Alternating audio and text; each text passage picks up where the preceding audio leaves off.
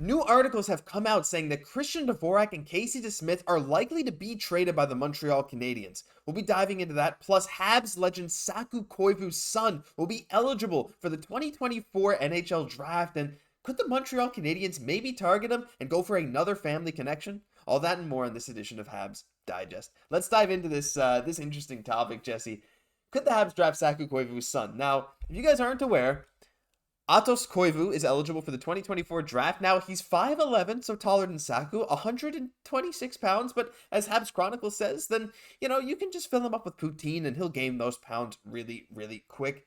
Now, the thing with Atos is that he's not exactly a top-end prospect. If you look at his numbers, while they look decently impressive, point per game pretty much across the board everywhere he's been, except for that under 18 when he was, I believe, 16 or maybe 15 years old. Usually if a prospect is going to be a serious contender for like a first, second, third round pick, you'll want him at least playing in the Liga or at least playing in the under 20s when they're quite underaged. And that's not necessarily the case for Atos. However, Jesse, he has that Habs DNA, right?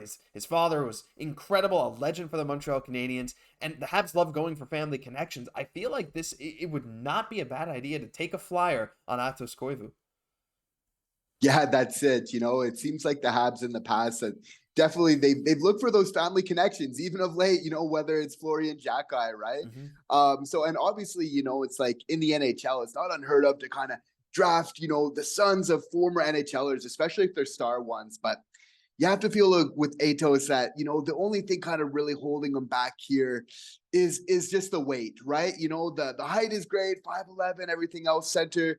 Yeah, it's really just that weight. But as we've seen, like with Reinbacher, maybe under the right strength and conditioning coaches, he's able at least to put on a little bit more. But obviously, like you said, it's maybe not looking the best, but he's still got a little bit of time here. We saw that Reinbacher just recently that he was able to put on 15 pounds just very recently, and that was under the direction of coaches. And when you can get on the right programs, you can make those big jumps, which obviously matter. Obviously, David Reinbacher was still bigger than Atos in this case, but we're not going to rule out that Atos can become Thanos if he just eats enough poutine. He needs a bit of poutine. That's one of the Infinity Stones he needs to collect, right? You need to eat enough and he gets rewarded. And look, there are definitely some hurdles to him becoming a solid NHL player. But again, if the 7th round comes along and he's not drafted, why not take a flyer on him? Give him a shot, see if he can turn into anything. Because again,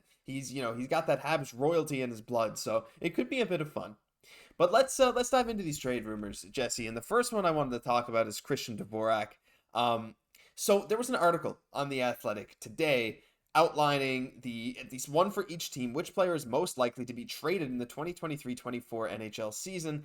And Arpen Basu, the Habs' #1 athletic writer, said that it's Christian Dvorak for Montreal. Now, there's other guys I figured would probably make this list over him, like maybe even a Yoel Armia, but no. He thinks it's Dvorak, and his reasoning is very good, actually. He says that Dvorak would have good value on the trade market and could really help a contender as a very good third-line center, which I think we both definitely agree with. And while, yes, he has another year left on his contract, he says the numbers are not overly prohibitive. It's over $4 million, but he's a really good player. He'll draw interest on the trade market, and he's probably not part of the long-term plans. But also he says the Habs will probably only take the deal if it's appealing to them. Now, Jesse, we've seen Dvorak play. We've praised him a lot for making very few mistakes, very solid offensively, very solid defensively, does a bit of everything. He's not going to light up the lamp, but he's good for around 40 points every single year. I feel like every contender could use a guy like Dvorak, and you got to think he'd garner at least some interest, and maybe there's a trade package out there that Montreal would want to take a bite at, swing at. Yeah, you have to feel like a trade is coming, and it's really just a matter of time, at this point.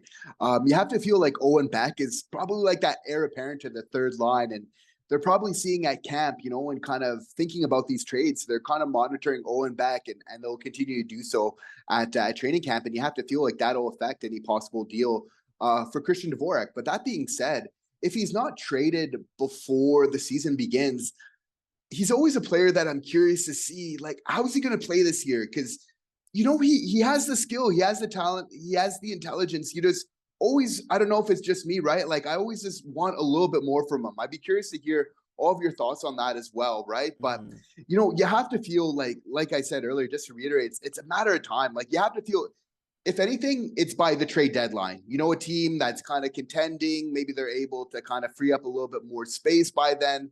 And then, you know, okay, they say that maybe this is when we want to go for. Of course, it's hard right now with just so many teams just being in the crunch that they are.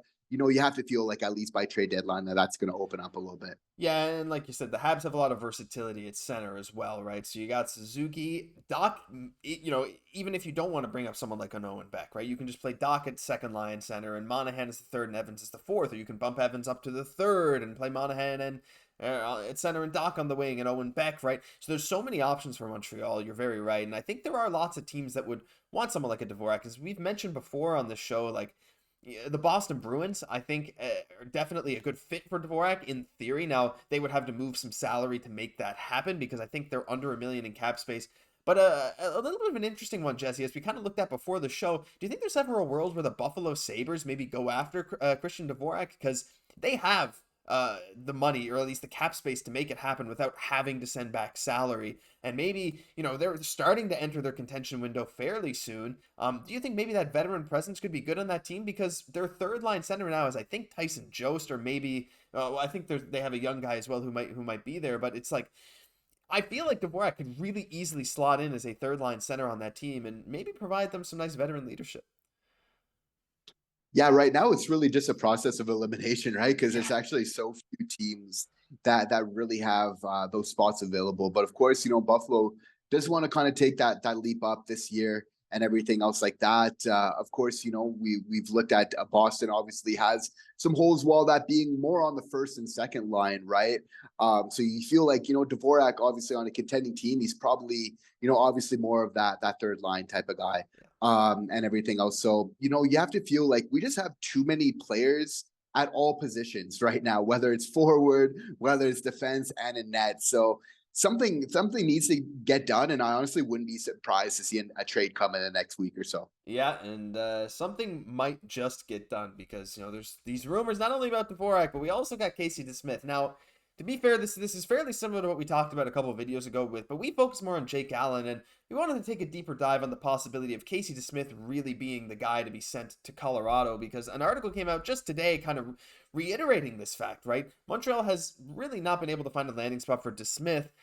Plans are changing for one contending team, and that's Colorado, with Georgiev and Pavel Francouz, but Francouz is injured, and Frank Saravalli reported that could creep into the season. So just a reminder for you guys, if you don't remember this Casey DeSmith stuff, but Jesse, he is probably the most talked about goalie on the trade market in the NHL right now. In fact, I'd be willing to say that that's 100% the case. I mean, there's no goalie that is talked about more that might get traded than Casey DeSmith, and for good reason. Now, Colorado, again, I feel like they have made a habit of just kind of taking whatever goalie it feels like in the past few years and just making them look really good with that Colorado team. And I feel like, again, we've kind of said, even though Casey DeSmith's salary cap is not that big, his save percentage has been pretty good. And I feel like with that Colorado offense and defense in front of him, they can make him look really good. And even if they don't keep him, even if Francouz comes back and they want DeSmith to just kind of be that third string guy, maybe he can build up enough of a resume with the Avalanche to send him off to a different contending team at the deadline.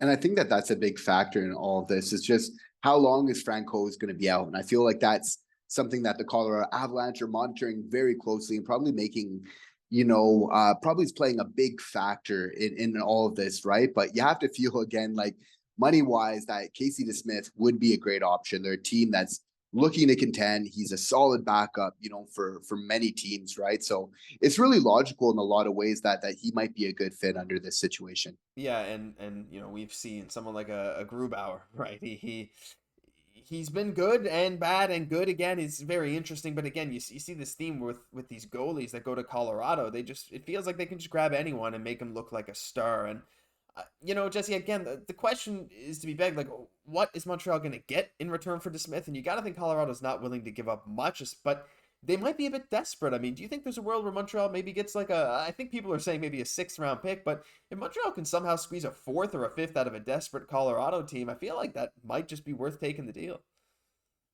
Yeah, most teams have already kind of figured out their goaltending situation, which is kind of interesting considering Connor Hellebuyck is still kind of on the market as well. But it just goes to show how cap crunch so many teams are again, right? So you have to feel though, it's like Kent doesn't want to take pennies on the dollar. For sure. But again, we're just having a surplus of players. This is why you have to feel like a move is coming in near future. Like we're having our training camp where we're looking to probably bring up some players into an already crowded lineup. So it just really needs to give at a certain point, right? So I think it really makes sense to look at a lot of these options. I think there's a very high likelihood that Christian Dvorak is traded sooner than later. And I think it's just a question of whether it's Jake Allen or Casey DeSmith. And again, how soon is that going to be? And you'd have to think probably even sooner than later that they want to figure out this situation. Now, we hope it's soon because we love bringing these news. I want to talk about it in the video, right? I want this to go down. I mean, it's fun enough talking about where these guys might go, but yeah, it's always more exciting when you finally hear the actual trade go down. But you're right, very much right. Kent Hughes is not going to take a deal he doesn't like. I think he did that with Petrie, and he probably doesn't want to do it again. So, yeah, we'll keep you guys updated as these situations evolve. But let us know what you think. Do you think Casey DeSmith would be a good fit in Colorado? And do you think Christian Dvorak could get shipped to another team in the Atlantic Division? Let us know down below. But that'll do it for this news edition of Habs Digest. If you enjoyed, leave a like, comment, subscribe to the channel. We're working our way towards 10,000 subs, and we really appreciate your support. I'm Josh Gosse for my co-host Jesse Poirier. We'll catch you in the next one.